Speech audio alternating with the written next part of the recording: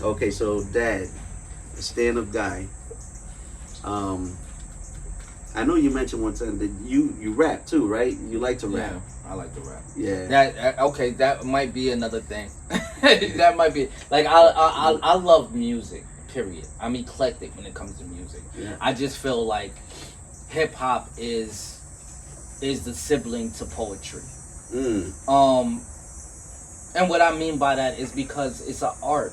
Like it can take any form. We can talk about anything. When you think about pop music, you think about R&B. You think, you know what I'm saying. Not to say that they can't talk about other things, because they have. You understand what I'm saying? Yeah. But this is a consistent thing of change with hip hop. Yeah. You understand what I'm saying? Like you have a person like Joyner Lucas who's talking about ADHD. Mm-hmm. You understand what I'm saying? Like he's not, or he's saying, I'm not a racist, which may be controversial. It's a very controversial situation. You got a white man sitting here, has a black young man sitting here, and the black man rebuttals to what the white man is talking about. But at the same point in time, the white man is telling you how he perceives things to be.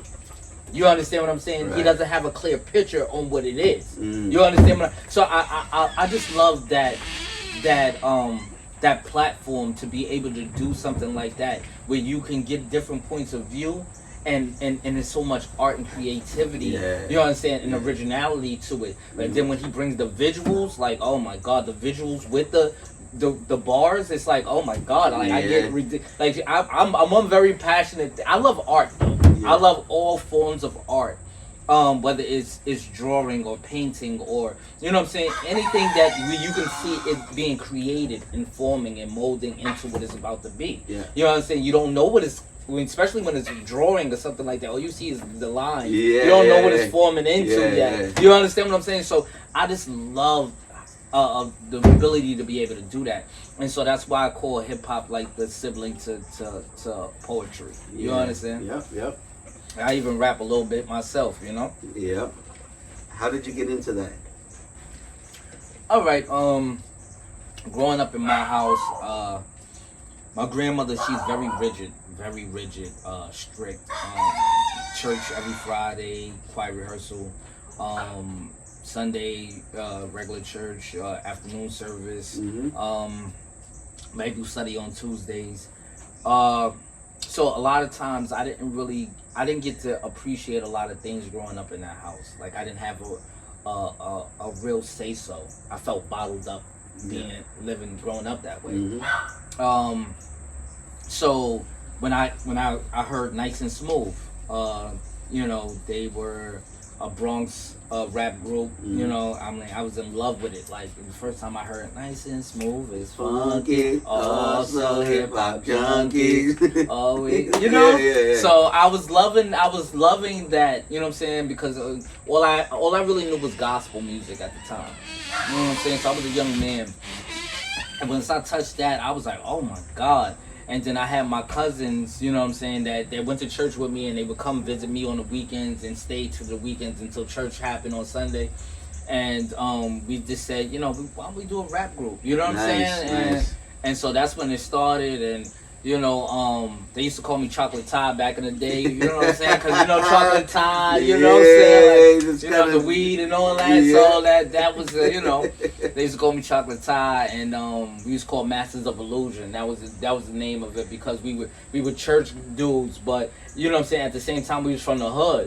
So, you know, at the end, like, my grandmother was so known. She was so rigid that even the drug dealers respected her. So if she needed something, they'd be like, yo, she'd be like, go take my car and, you know, go over here and drive this over to Ty or whatever. Like, she had pull on the block. You know what I'm saying? Like, so like she was kind of like, you know, the grandmother of the block. And so we was called the Layla Boys, because my grandmother's name was Layla. So we was called the Layla Boys, and we was well known. And so the Masters of Illusion was like, they look like church boys, but don't sleep. So it was like, you know, and what you don't see is what you get. It was like punks jump up to get beat down, like back in the, you know, brand new. But it was just a different time, and me and my other cousin Jeffrey, aka Killer Crud, you know what I'm saying? Like, that was his rap name. me and him kept it going, and then it was just me. Yeah. You know what I'm saying? And I kind of fell in love with it. I couldn't put it down. Like I was. How old were you when you I want to say, you know what? I'm lying. I want to say it was like I was like 14 officially when we said we was going to do it. Forgive me if I'm wrong, but the year that Nas came out with Illmatic, my cousin was from Queensbridge. You know what I'm saying? So Nas is from Queensbridge, right? And at this time, the Illmatic had dropped. Well, the song Illmatic had dropped, not the album yet. And he did the video with the red jacket on and stuff that, and the red Scully. And right after that, like maybe like a week and a half later, we was on the train with him. You know what I'm saying? And my cousin was like, "Hey, Nas, what's up? Chilling." We all had different weed because one cousin was from Brooklyn, me and my other cousin was from the Bronx. He was from Queens. Yeah. So we all would get together, and we was on the train. He was going back to Queensbridge. I was out there hanging with him, and I met Ron Artez, and you know what I'm saying? Like, you know what I'm saying? Yeah. It was because of my cousin though, only because of my cousin. Yeah. But at that given point in time, it was a wrap. When Nas came out, it was a wrap. Illmatic is the album. It's probably still one of the number one classics of all time. Yes, like, definitely. But speaking of that, I can't wait. They're coming to Hartford on Friday, and I'm there. I heard. WuTang, Nas, and they just added Busta Rhymes. Yeah, I heard. I want to go so bad, yo. You don't know. Yeah. You know what I'm saying? That WuTang, man, that Nas, man, that Busta. Yeah. Oh man, so that's just gonna be epic, bro. Yeah, it is. So you're 14 years old. You're into rap. You're trying to do the rap. Is it there's something that was passionate enough that you actually like produced something, or it was just something that just we did it, didn't really go anywhere. We just liked doing it on the side. Well, it was an attempt, right? It was an attempt. I was living in Corona, Queens at the time, and with my cousin Jeffrey, and what's his name? Filthy Rich, a guy named Filthy Rich who knew LL, who knew KRS-One, who knew a lot of the old rappers. You know what I'm saying? Like, and I felt like I maybe I didn't really realize it at the time because I was young, and he might have been known at one point, and I think he was kind of using us to kind of get his foot back in the door. Mm-hmm. You understand? You know how people was they kind of fell off the, or whatever, or they kind of burned bridges and they need a new act or whatever. Excuse me. So it was a guy named Strip Polka who had I don't know if you remember a guy named Roy Flush that used to rap or whatever. Yeah. So it was a big thing with that because Strip Polka was, he was too close to the whole Roy Flush thing, and it was whatever. And so he was the main act. Polka was the main act. And he wanted me to be like second in line or whatever, this, that, and the third, but then he wanted us to fill out these contracts. And the contracts he had for like a couple of weeks. And I didn't know he had the contracts. But Polka had told me, he said, "Yo, man," he said, "Did you sign your contract?" I said, "Nah, what contract?" Mm-hmm. So he was just like, "Yeah, he came by a couple of weeks ago and said, got contracts for everybody." So he tried to rush me basically, and not so many words to sign this contract. Mm-hmm. And I really wasn't thirsty to sign something I didn't really understand. Yeah. And I had sent it to somebody because I didn't really have a lawyer, so I'm not gonna act like I had a lawyer and I was young. Yeah. I sent it to somebody who I knew had a lawyer, and they kind of helped me out. And it was just like somebody could say your rhymes if you didn't show up because you're not really nobody people know, and you understand what I'm saying, just that and the third. And I just didn't feel comfortable with that. You understand what I'm saying? Then I felt like you was trying to rush me to sign something because you're giving it to me right before you need to bring put it back into where it needs to be in order for us to move on. So I'm just like, nah, I'm really not thirsty to do that. So I left that alone. As time progressed, I realized that I really don't like the spotlight. You know what I'm saying? Yeah. Not to say that I can't do it. You see what I'm saying? Because I performed in PA. You know what I'm saying? I did Bronx Cypher a couple of years ago You know what I'm saying? Sitting Yeah. in front of Tough City is a well-known tattoo spot or whatever. Yeah. I've done it. I have no problem rapping in front of people, but I want to be able to sit down with my woman, sit down with my kids, have a meal without somebody running up on me. Right, I want to take right. a shit without somebody bothering me in the stall. Like, you know what I'm saying? Like, so I'm like, I don't want the fame. So I'd rather be a ghostwriter. Okay. You know what I'm saying? So that's what I'm looking into now. Okay. That's nice. Mm-hmm. And so, are you finding openings or doors open for ghostwriting? Actually, right now I am. It was a guy a couple of weeks ago who asked me to write something. You know what I'm saying? So I said, I'm gonna look into it. Tell me what the concept is. And I feel like when you writing for somebody, you have to be very creative. Definitely.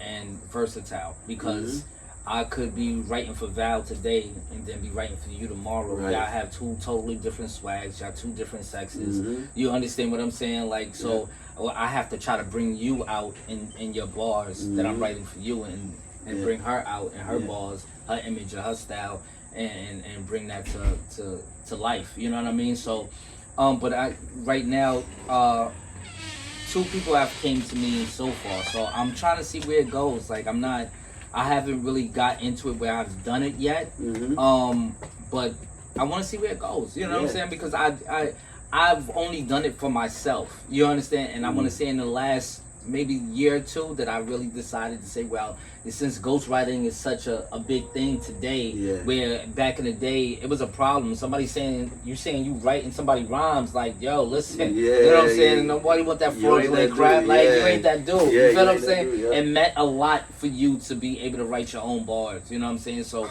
but now we live in a world where it seems to be a little more accepted. Right. So, you know what I'm saying? Why not utilize that platform for me to let go of my own art? You understand what I mean? Like, so that's why. So that's one of the concepts for this podcast is also, finding your passion, doing what you love to do. Just because you love to do it, and it seems like that's where you're at with that, where like you're not looking for fame, you're not looking for anything, you're not really trying to push something out there. You that's something that you love to do, no matter what happens with it. You know what I'm saying? It's like you got it out. That's all I'm doing. I fucking loved it, and it feels great. Right? Yes. So that's part of this podcast, is for us to share that, what you love to do, where people that are listening can be like, you know what? I'm gonna go back to doing what I love to do. And not necessarily to do it to get a result or get paid or get famous or whatever. No, just let it out and just boom, put it out there and let it go. You know what I'm saying? And for people to find that for themselves, because it just makes you feel free, like you just broke out of that shell that you were just in, and it helps you to grow. I've been fortunate enough to, like, the job that I had before the one that I have now, where I found that at work, bro. Like the work that I was doing with juvenile kids, it felt good. It just felt good to see a light in the young kids' eyes, like somebody believes that I can do it. And so you can see them now doing and changing because they've expressed it to a point where, like, dude, like, that is it. And then if somebody believed in me and somebody was pushing me to do it, and it just meant so much. And just that little, like, light in their eyes, it's like, yo, I used to go into my boss's office and, like, I love my job, yo. You know what I'm saying? And that feeling to me was like, I wish everyone could feel this way, yo. I wish everyone could feel what I'm feeling right now, because it feels so good to be able to do something that you love to do, and it touched someone. And, who knows? Maybe the kid, like, a year later got jammed up with something else. But like there was a hiccup in his life, or a moment in his life where he's probably gonna remember me for throughout his life. Yeah. And not necessarily me, but that moment where someone actually cared about him enough to, like, you know, notice that. And that's just enough. Like, it's just that moment, and it's not, hey, you know, whatever happens to the kid happens to him. Yeah. But, like, that just felt so good, right? Where, and it can be in anything, and you can have a lot of passions, and you love to do a lot of things. Find the time to do those things, because it just feels so good. And being creative, like you're saying, is one of those things. Yeah. So that's where also I'm a huge believer, or like energy is such a real thing to me, where it's a real thing that we're not educated in. We're not paid. We're not taught to pay attention to that energy, because that energy is like, also when you're feeling that passion, you just, this feels good. That energy that is liberating. That's energy right there, where you can feel that energy coming from within and just you. But you can also, as a DJ, bro, I've rocked crowds where I'm feeling their energy. Like, you feel the energy in the room, bro. Like, you can see, you can feel it. That at the end of the night, I'm full of a room full of energy. Is like, I'm feeling it. It rubs off on you. It's like infectious. It is. It is. And it's a lot of times it's like, yo, I'm feeding off of your energy. And we say it all the time, I'm feeding off of your energy. But that is so real, where it's so real that it's not only feeling the energy in a room, but when you're sitting by yourself, balancing that energy, right? To kind of, because the energy always is fluctuating, right? And depending on how you wake up in the morning or whatever's going on in your life, your energy can throw shit off, right? If I walk in the room and I'm in a bad mood, most likely my wife is gonna be in a bad mood. Yeah. Shit is gonna go wrong in the house. I agree. You know what I'm saying? Where to, like, kind of balance your energy. Meditating. I used to meditate a lot. I haven't meditated in a minute, but I feel that when you're calming your energy, you're opening yourself and setting yourself up to, and let the day bring whatever it brings, and knowing that you're good with yourself, where like nothing can bother you, right? Like, wifey's pissed off, I get it, babe. You know what I'm saying? Let me, you know, and you're there for her, where now you can kind of stabilize the energy in the room. You calm your spirit. You know what I'm saying? To be receptive to whatever comes your way. Yeah. You know. Yeah. You're able to defend it, block it off, with positive energy. You know what I'm saying? Like, you put yourself in a place when you meditated, or, you know what I'm saying, you calmed yourself down to be able to neutralize whatever comes your way. Right. I'm with you. That's I huge. Like that. But it's like, I feel like, yo, we have to teach ourselves, and it's something like a emotional, what do you call it? Emotional intelligence. Like, there's people that they're super smart, you know, book smart, this and that, but like don't know how to manage emotions, or kind of blocking themselves. Like, I'm not gonna show him or that person that I can be soft, right? Like, no, motherfucker, just be like you're not being your full self if you're just like not allowing yourself to be emotional. And show that shit. You're not being vulnerable. And when you're not being vulnerable and not communicating that vulnerability to me correctly by keeping yourself guarded, back to what I said in the beginning, how am I supposed to know how to maneuver? How am I supposed to know how to deal with you? How am I supposed to learn how to love you? You're not letting me close enough to get the information that I need to be able to deal with you. So if you upset about this, if you told me how to deal with that, or you communicate, or I'm just being receptive and open with me, then I know how to deal with it for the next time, for the next go around. You understand what I'm saying? I know, okay, you know what, she's just like this.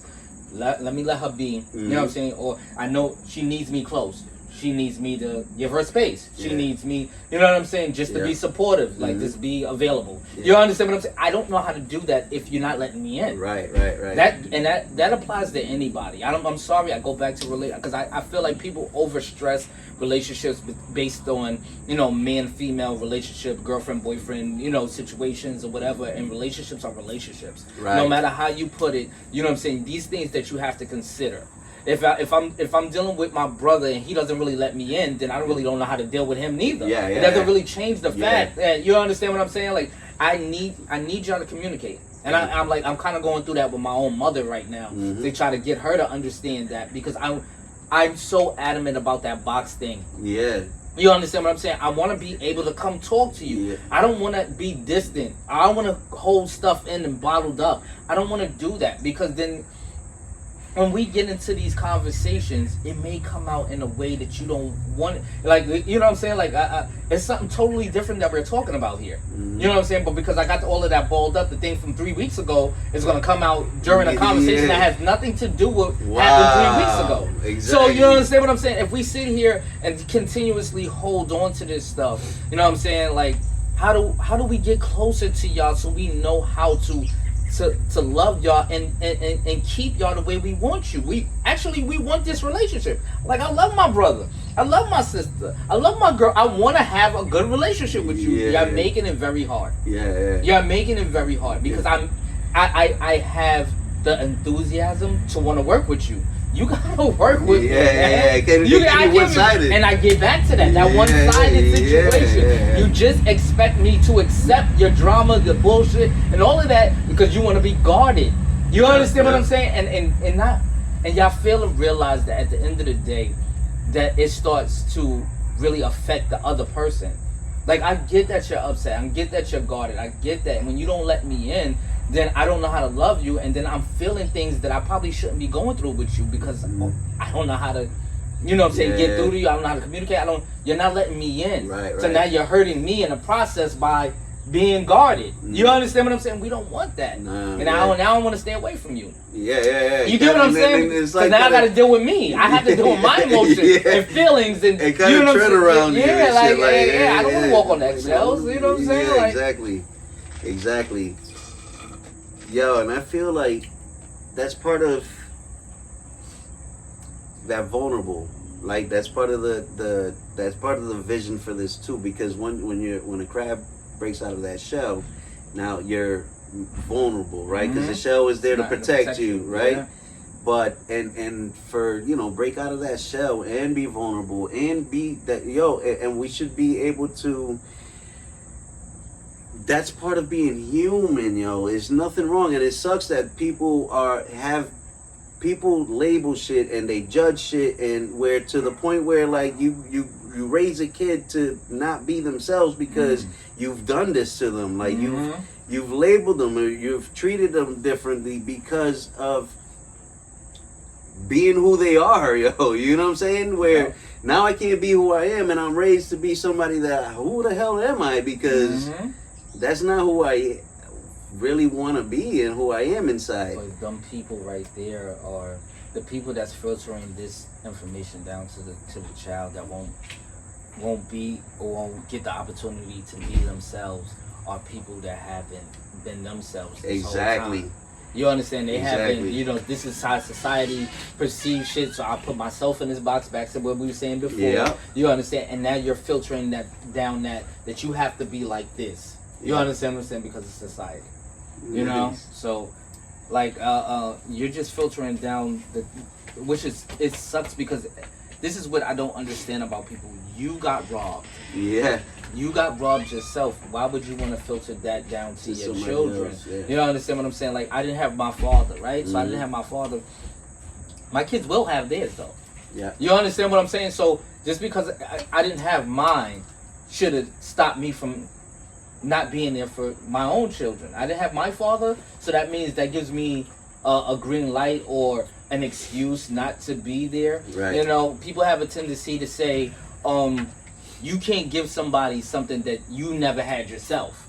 But then if I believe in that philosophy, then how do I allow the cycle to be broken? Right. You understand? That right. means I have to accept the cycle. That's what you're basically saying. Yeah, I have to yeah, accept it. So that means I can't break through the cycle to provide something different for my children. Yeah. That's basically what you're telling me to do, to accept this cycle. Yeah, yeah. You understand what I'm saying? I can't do that. No. You know what I'm saying? Because then that gives me the excuse. And then when I get older and my kids get older, they're not going to accept that themselves. No, you understand what I'm saying? So why should I accept it? Like, yo, Pops, where you been all this time? Yeah. You understand what I'm saying? Like, oh, well, you know, I didn't have my dad, so it was only right that you didn't have your dad. So you want me to, that's your real reason for not being there for us? Yeah. And that's another box. Like, you know, you could have put yourself in that box.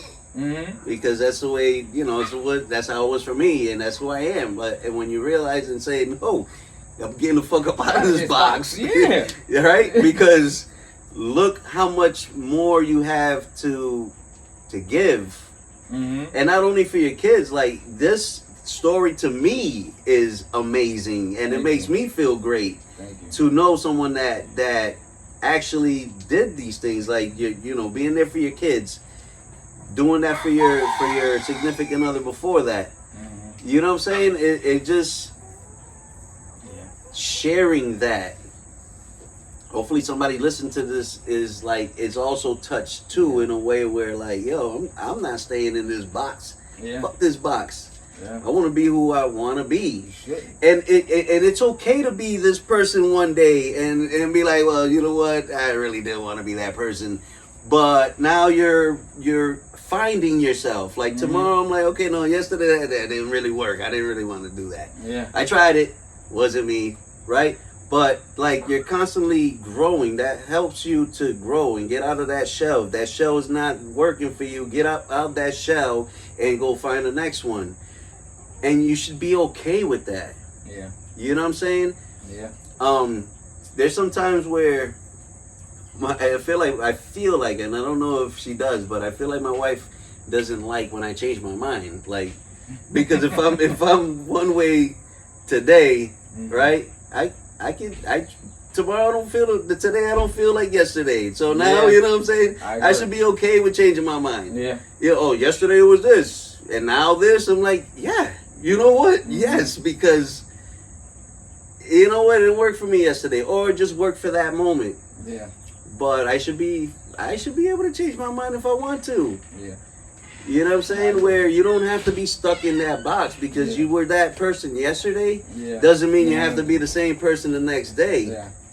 You know what I'm saying? And it just makes life more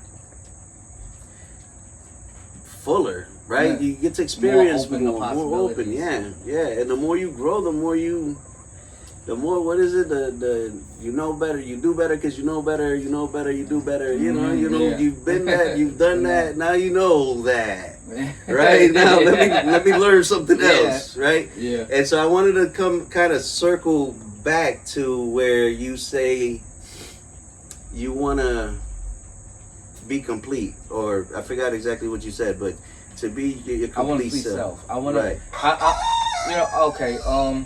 I mean, trying to like reword that because I feel like you can never really be your complete self if you're constantly evolving. Right. You know what I'm saying? And before you die, you still ain't gonna know who your complete self is. Right. But what I mean more or less by that is that I want to be who I am in that current time. Like what I've learned about myself, who I am, what I enjoy, you know what I'm saying, what I want to do, you know what I'm saying, what I want to try. Like, I want to be able to talk to that partner, my companion in life, and be accepted.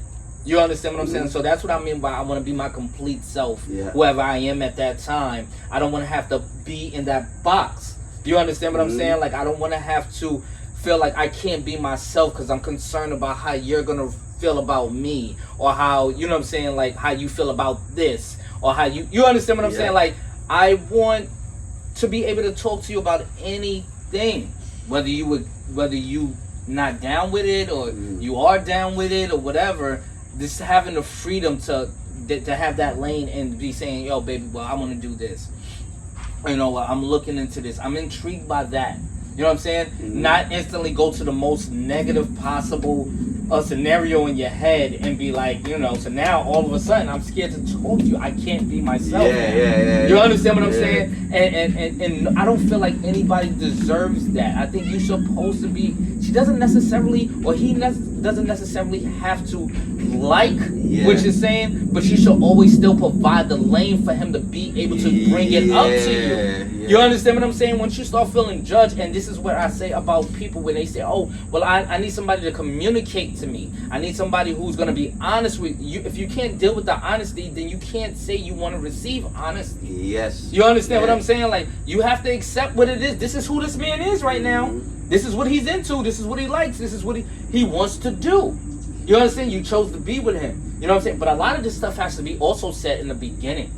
You understand? Because then you can pick and choose who you think is going to be a little more receptive to who you are. You can read it in the beginning.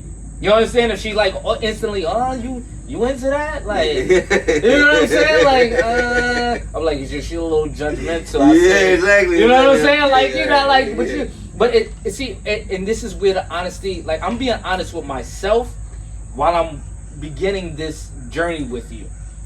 You know what I'm saying? So I'm going to talk to you about what I'm into right now at early stages. Like, you need to know what I'm into. I'm not, and this is where I go back to when I say you may be in a different part in a different place in your life than I am. See, I'm in a place right now. I'm trying to find out what it is early. I'm not gonna play with you. You understand what I'm saying? I'm not gonna test the waters and try to be in this show because I don't want to disappoint you. And I'm not doing all of that. I don't have the time to do that. I just told you just now that I was in a 12-year relationship almost. You know what I'm saying? I'm 45 years old. I don't have the time to be sitting here trying to figure out whether or not 2 years later, I found out you're really judgmental after 2 years. No.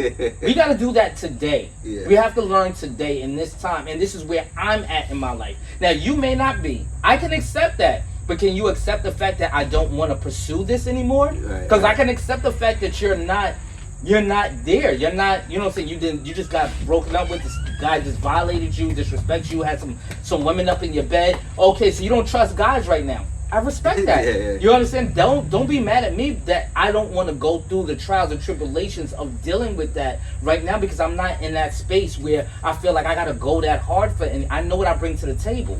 You understand? I know what kind of man I am. So I'm not gonna sit here and but I can accept where you are. Like, I get that. This is just not for me now. I'm here. I need somebody to be on that page with me that just want to get everything out the way and, you know what I'm saying, be open and you know, upfront and shit. I need that. You understand what I'm saying?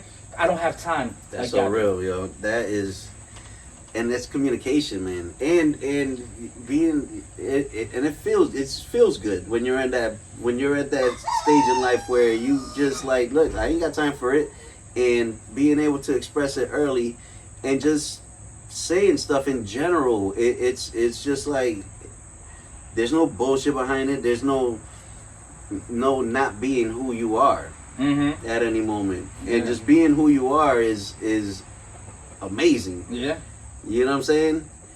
Yeah, it's crazy that you say that because I don't know how people gonna read this when I say this, but I say you know, with whoever y'all believe in out there, you know what I'm saying, podcast world, whatever higher power, if y'all believe in anything like that or whatever. But I always say I thank God for being me, because if I was somebody else, I probably wouldn't receive the blessings that I do, you know what I'm saying, or come across the people that I meet, you know what I'm saying. And I'm just very grateful for being me. So it's funny that you say that. Yeah, that's dope, yo.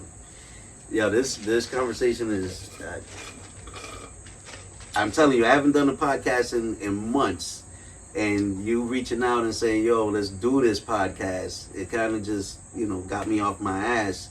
Where not only did it get me off my ass, bro, this shit it feels good, bro, to have a conversation like this, yo. I'm happy I could provide it for you because I'm enjoying myself too. So I got the blessing off of just trying to keep my word on something. You understand what I'm saying? So I'm happy if you're enjoying it, I'm happy you're enjoying it. That does it for me. You know what I'm saying? Like I said, I like to see people win. And then it's like you're feeding my energy. You're making me wanna to to rebuttal, or not so much rebuttal, but interject and really speak on what you're talking about here. Like, you know, I love what you're providing for the people. You know what I'm saying? And I hope that, you know, wherever this goes right here, this opens up a new lane for you to want to keep trying to go as hard. You know what I'm saying? That's great. But I hope that this energy, it really resonates with anybody else. Whoever it touched out here, I hope that you feed the information that you got here today to somebody else. And so that we could kind of really expand the word freedom. You understand what I'm saying? And I mean the freedom within y'all, the people. You understand? Like you want to be free. Today is a conversation about freedom. Being freedom, bringing out your shell, as you would say. Coming out your shell. You know what I'm saying? We don't want to be trapped and bottled up. You know what I'm saying? You want to be able to be yourself. You should find someone who's accepting of being yourself, and so you can really enjoy life. Like, I feel like people get so raw because they want to be so closed up and want to provide a service to other people more than themselves. You understand what I'm saying? Like, you know what I'm saying? You're a priority too. You so you know what I'm saying? You know, they always talk about that Black Lives Matter stuff, right? But guess what? Book matters. Ty matters. You understand what I'm saying? Like, yeah. So like, make sure before everybody else matter, you matter. Exactly. You understand what I'm saying? And one thing about making sure that you matter is knowing who you are and what you want to do. And don't let any roadblocks or anything prevent you for allowing you to be able to be yourself. You're robbing yourself from even knowing yourself on top of that. Like, you don't even know who you are really completely. And finding yourself. People say it all the time. When they find themselves, it's liberating. It's liberating. That's what it boils down to. It's liberating. That is that true freedom. So I really appreciate you allowing me to talk to you. I really do. Is there anything that you like really want to like put out there? Say, you know. I really want people to know the word Cain. Cain is the spelling on this Cain. Cain is Kane. It means killing all negative energy. That's what Cain stands for. I didn't create this name, but I support this name. This name came from a woman called Valerie Cologne, which is also Boog's cousin. Okay? Beautiful cousin. Beautiful cousin. Beautiful, strong woman. Yes. I want to let her shine. I'm not going to put myself too much into it, but I want her to shine off of this name. Like, because I want y'all to really think about what it means. So I want y'all to look out for this name, like killing all negative energy. Keep that negative stuff away from you. You know what I'm saying? Don't let it fester inside of you. This is something that we're trying to really build. We are trying to really build that through merch, through a podcast. So look out for the podcast soon. Through YouTube channels pertaining to bars. So it might be, you might see Kane presents Bar Brigade or something like that. I'm still trying to figure out the name. But this is, I want to push positive energy into the air. And she, I felt, came up with the most perfect name for that. So anything associated with Kane, Kane, please look out for that. That's all I gotta say. Nice. I'm gonna be looking out for that. And so whenever Kane is here, Valerie is here, and so whenever you want to sit down and chop it up too, you know what I'm saying, when you're ready, because you know that's something that like we want to share this for other people to be like, yo, I want to do this too, or like I want to do what I love to do and just, you know, spread it. Yes. But there is so many more topics that I can get into with you. But for the sake of time right now, I'm gonna cut it here. But like, there's so many things that we can get. Like, I feel like you can understand some places that I would go to. You know what I'm saying? But I'm gonna keep that write it down, keep it tucked away for the next Listen, time. anytime you want me back, if I'm in your city, Mhm. anytime you want me back, I will pull up. Nice. You know what I'm saying? Appreciate so, you. Anytime you want to talk about anything, I'm Yeah. ready. Yeah, that's dope. Loved it, bro. Loved it too. I ain't gonna hold you.